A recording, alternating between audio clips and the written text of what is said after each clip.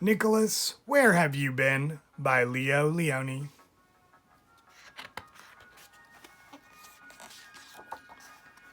Nicolas, Where Have You Been? By Leo Lionni.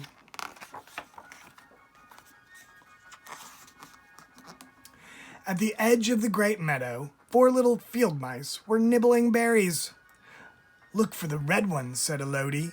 They're the sweetest and juiciest, said Henry. Because they're ripe, said William. But all they could find were pale pink berries that were neither sweet nor juicy. The ripe red ones had already been picked. The birds got here before you, said Uncle Raymond, who was watching them. That's not fair, said Nicholas. Why should they get the best berries? Down with the birds! Down with the birds, all the little mice shouted.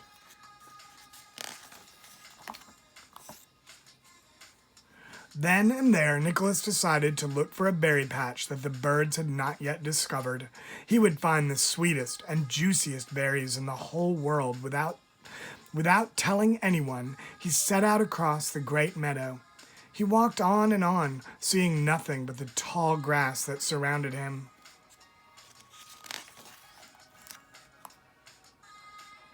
At last, Nicholas reached a clearing. He scanned the horizon, but there wasn't a berry in sight. Then suddenly he heard the noise of flapping wings. He looked up. A big, ugly bird swooped down on him.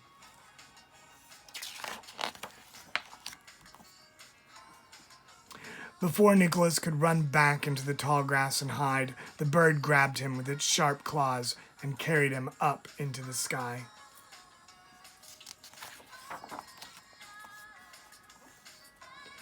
Help! Help! Nicholas shrieked. He twisted and wiggled wildly, and the bird lost his grip.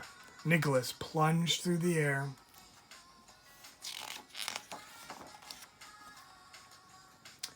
He landed in a nest where 3 little birds were dozing.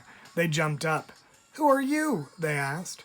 I am Nicholas, a field mouse, and he told them about his adventure. Stay with us, said the birds. You can tell us mouse stories, and we will tell you all about birds.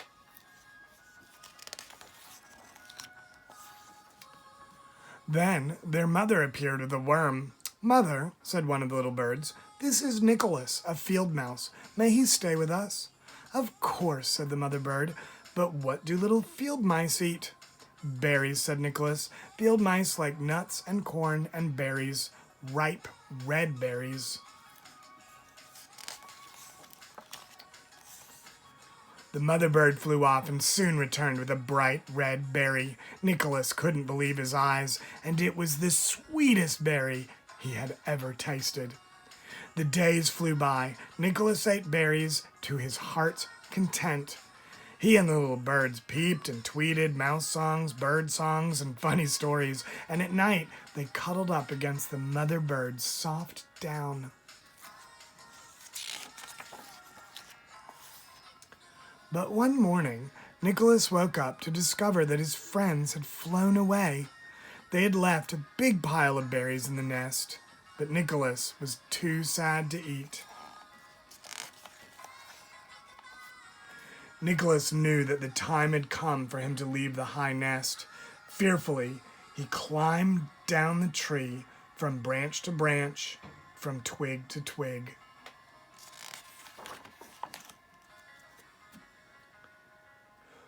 When he finally reached the ground, he found himself face to face with Aloud, Henry, and William. Nicholas, they shouted excitedly. Where have you been? We have been looking all over for you. Nicholas began to tell what had happened, but when he told how the big, ugly bird swooped down and grabbed him with its claws, the others became furious.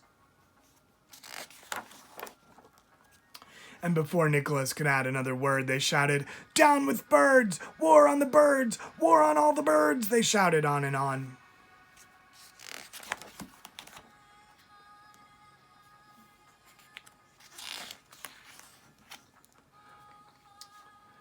Let me finish, Nicholas insisted desperately. Let me finish my story. When the mice had finally quieted down, Nicholas told them about the nest, the birds, the songs, and the stories. Little by little, The anger faded from their faces. Suddenly they shouted, "Nicolas, look behind you!" Nicolas turned around. There were the birds. In their beaks they carried the ripe red berries he knew so well. "For you," they said. Just then Uncle Raymond appeared from behind a tree. He smiled and slowly raised his cane. "That shows you," he said, "one bad bird doesn't make a flock." Then he joined the others. It was a feast. Everyone, including Uncle Raymond, agreed that the berries were the most delicious they had ever tasted.